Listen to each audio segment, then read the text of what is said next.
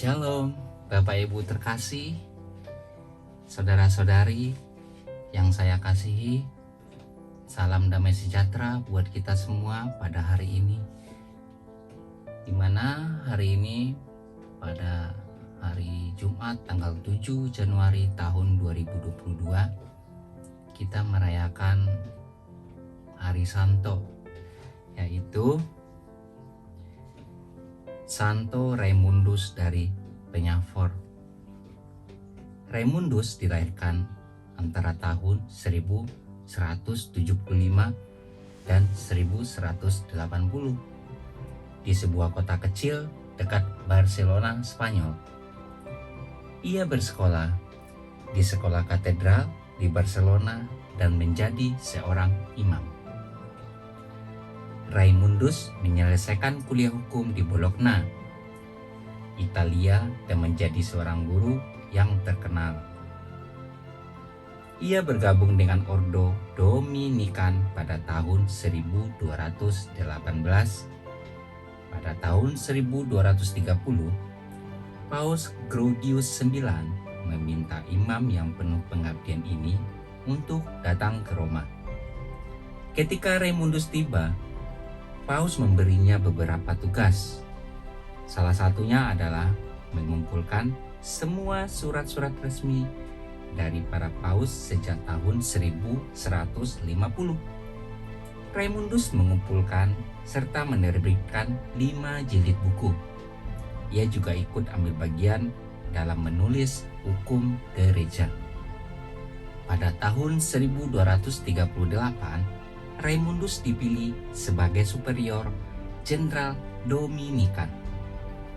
Dengan pengetahuannya dalam bidang hukum, ia memeriksa regula ordo dan memastikan bahwa segala sesuatunya sah secara hukum.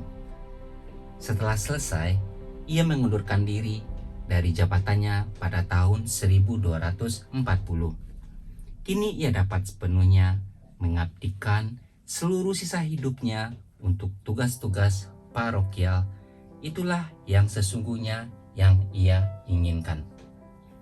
Paus hendak menjadikan Raimundus sebagai uskup agung, tetapi Raimundus menolak. Ia mohon diizinkan kembali ke Spanyol dan memang ia kembali ke sana.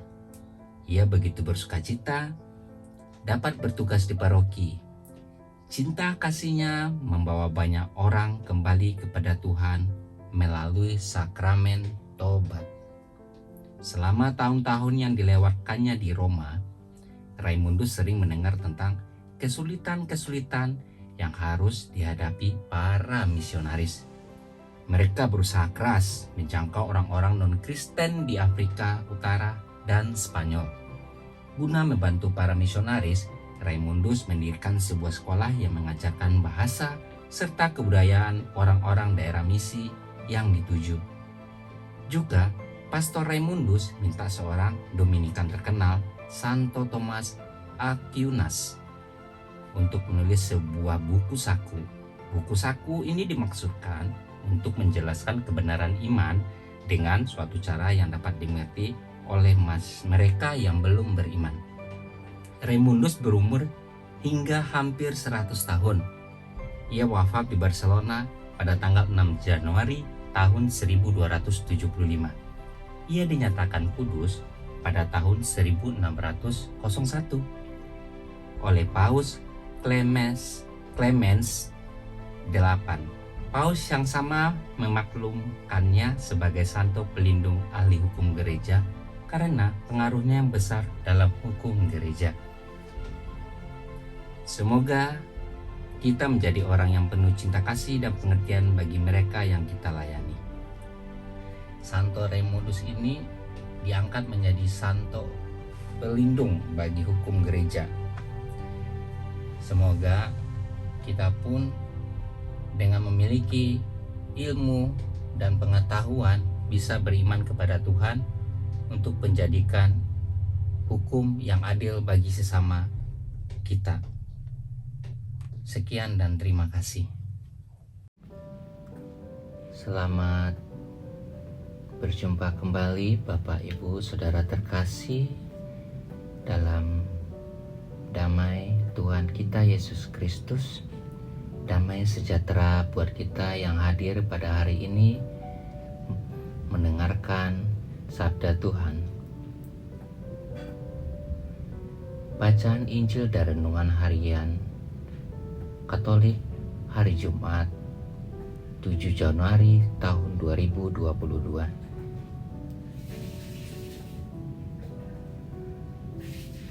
Bacaan pertama diambil dari Yohanes 5 ayat 5 sampai 13. Kesaksian tentang Anak Allah.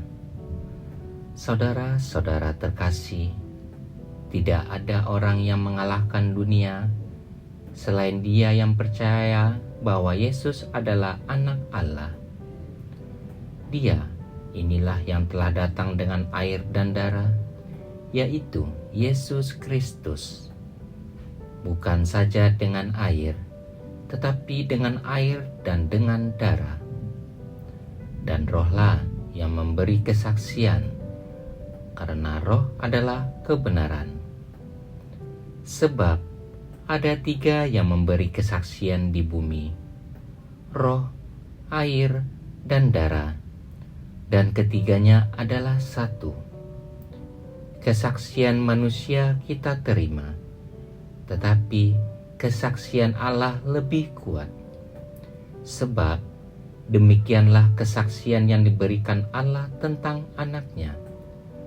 Barang siapa percaya kepada Anak Allah, ia mempunyai kesaksian itu di dalam dirinya. Barang siapa tidak percaya kepada Allah, ia membuat Allah menjadi pendusta karena orang itu tidak percaya akan kesaksian yang diberikan Allah tentang Anak-Nya.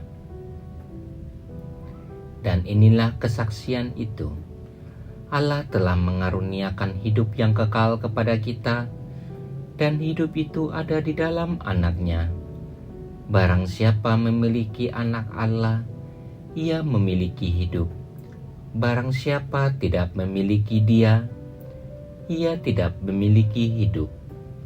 Semuanya ini kutuliskan kepada kamu supaya kamu yang percaya kepada nama Anak Allah tahu bahwa kamu memiliki hidup yang kekal. Demikianlah sabda Tuhan. Syukur kepada Allah. Inilah Injil Tuhan kita Yesus Kristus menurut Lukas. Dimuliakanlah Tuhan. Bacaan Injil diambil dari Lukas 5 ayat 12 sampai 16. Yesus menyembuhkan seorang yang sakit kusta. Sekali peristiwa Yesus berada di sebuah kota. Ada di situ seorang yang penuh kusta.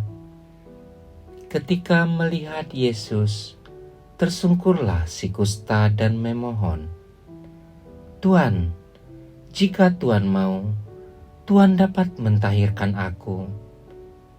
Maka Yesus mengulurkan tangannya menjamah orang itu dan berkata, "Aku mau, jadilah engkau tahir." Seketika itu juga lenyaplah penyakit kustanya.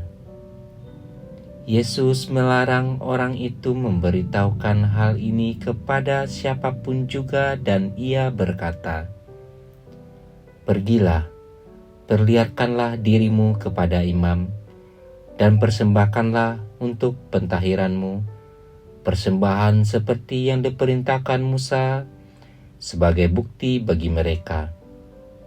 Tetapi kabar tentang Yesus makin jauh tersiar, dan datanglah orang banyak berbondong-bondong kepadanya untuk mendengar Dia dan untuk disembuhkan dari penyakit mereka.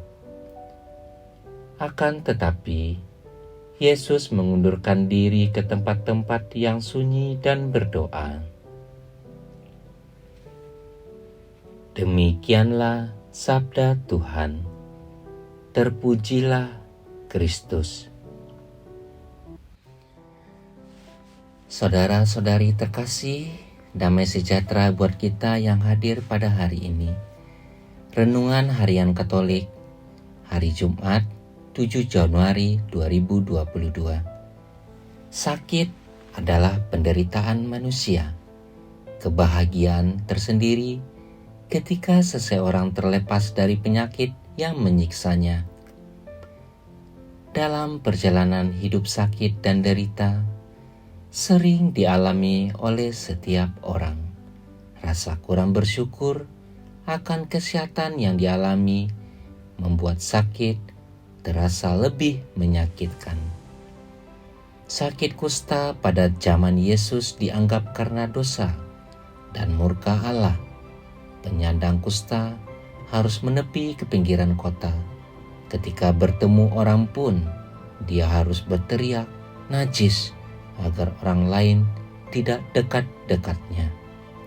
Dapat dibayangkan betapa berat beban psikologis dan emosional yang harus ditanggung oleh orang-orang kusta itu.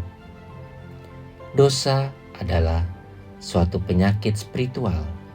Dosa memisahkan kita dari sesama manusia dan mengasingkan kita dari Allah. Orang kusta ini sangat percaya bahwa Tuhan Yesus adalah Tuhan yang penuh kuasa.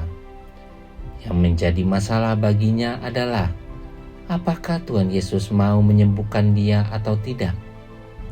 Oleh sebab itu, ia berkata, "Tuhan, jika Tuhan mau, Tuhan dapat mentahirkan aku."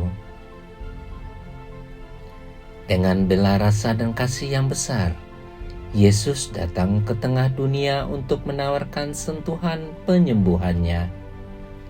Yesus dapat mengubah kita dari tidak bersih menjadi bersih atau tahir, dari sakit menjadi sehat kembali, dari mati menjadi hidup, dari kegelapan dosa menjadi pancaran kehadiran Allah. Ia datang untuk menyembuhkan kita. Darah yang dicurahkan dari lambung Yesus memiliki kuasa untuk menyembuhkan kita jika berseru seperti si kusta. "Tuhan, jika Tuhan mau, Tuhan dapat mentahirkan aku." Apabila dahulu Tuhan Yesus selalu berbelas kasih dan menginginkan kesembuhan pada orang yang sakit dan menolong mereka yang menderita, maka sekarang Dia juga masih tetap sama, dan Dia tetap mau menyembuhkan dengan belas kasih-Nya seperti yang dilakukan terhadap orang yang sakit kusta itu. Lalu Yesus mengulurkan tangannya, menjamah orang itu dan berkata, "Aku mau, jadilah engkau tahir." Seketika itu juga lenyaplah penyakit kustanya. Orang kusta ini mengajarkan kepada kita bahwa iman akan Yesus dapat merubah nasib seseorang. Mukjizat terjadi karena iman ada di dalamnya. Demikianlah Bapak, Ibu, Saudara-saudari yang terkasih di dalam nama Tuhan kita Yesus Kristus. Jikalaupun pada saat ini ada anggota keluarga kita, sanak saudara, kerabat, sahabat, bahkan musuh kita sekalipun yang terbaring lemas menghadapi penyakitnya, kiranya kita bisa dapat berseru kepada Tuhan Yesus supaya sakit yang kita alami saat ini bisa ditahirkan oleh Tuhan kita Yesus Kristus. Semoga demikian. Amin.